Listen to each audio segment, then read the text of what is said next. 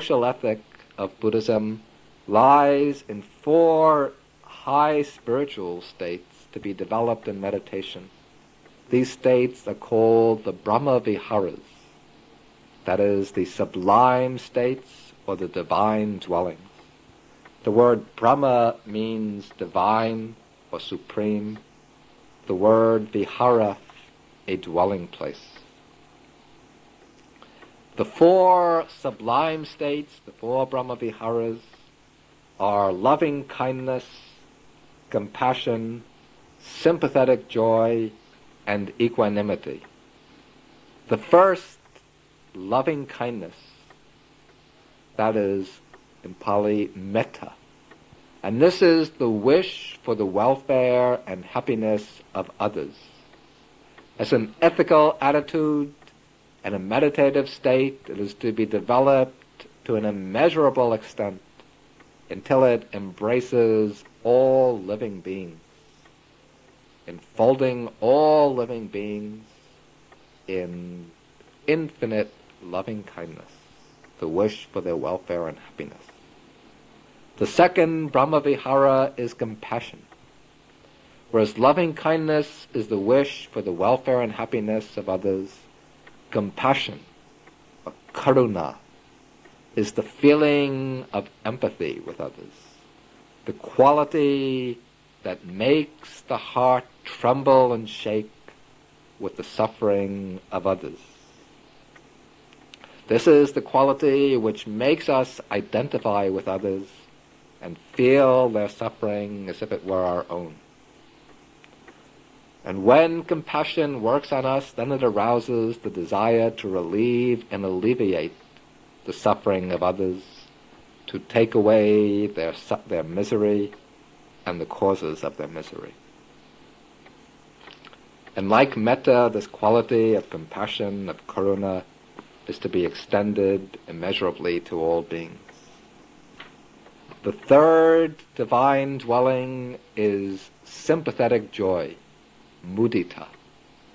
Mudita is the quality of rejoicing in the happiness and good fortune of others. This quality tends to remove envy and jealousy and to arouse joy over the fortune of others. Then the fourth Brahma Vihara is equanimity.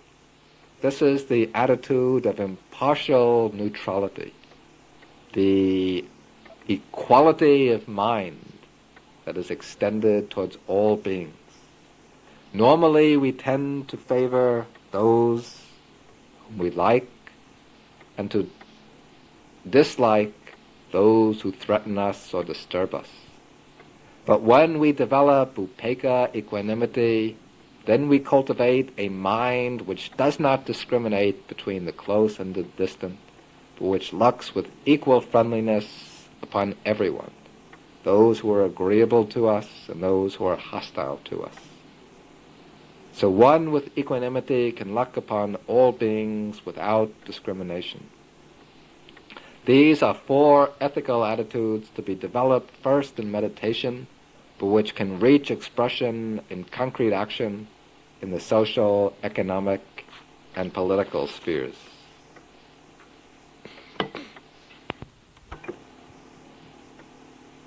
So far we've explained the foundations of Buddhist social thought.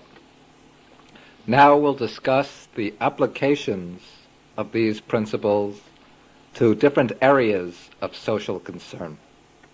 We'll take first the Buddha's teachings on economics. Now, some modern schools of thought, like Marxism, regard the economic domain as the primary determinant of social existence and dismiss everything else beyond that as mere superstructure, a secondary overlay on top of the material conditions. Contrary to this view, the Buddha recognized that there are many interdependent spheres of human activity. These cannot be subjected to some simplistic reduction, but they have to be seen as mutually efficacious, as interrelated. The Buddha took note of the importance of economics to human life, and he held that if people are to be capable of personal and spiritual progress, the economic foundation has to be secure. We have to be able to live a secure life materially and economically. In one sutta, the 26th sutta of the Digha Nikaya, the Buddha shows clearly how poverty can become a cause of social chaos and deterioration. He explains that in the distant past there were many virtuous kings who reigned over happy and prosperous kingdoms, and these kings provided for the welfare of their subjects by giving them all sorts of material and economic assistance. After several generations, one king arose in this lineage who neglected to take care of his subjects materially. He fulfilled all of his other royal duties, but he failed to give his people wealth when they were poor. As a result, poverty became widespread in the kingdom. Because of this poverty, people began to steal. Then the king, in order to counteract theft and robbery, he instituted punishment for those who stole. He decreed that they would be punished with execution. As a result of this, when people were approached by the royal police, they would lie in order to avoid being arrested, or else they would murder the policemen who came to bring them to court. Then, from this murder and lying, all sorts of social evils broke out until complete chaos ruled in the country. So here we see that in the Buddha's view, the economic order becomes a determinant of the social and moral order. In the story, the king's failure to provide for the welfare of his people led to social disorder.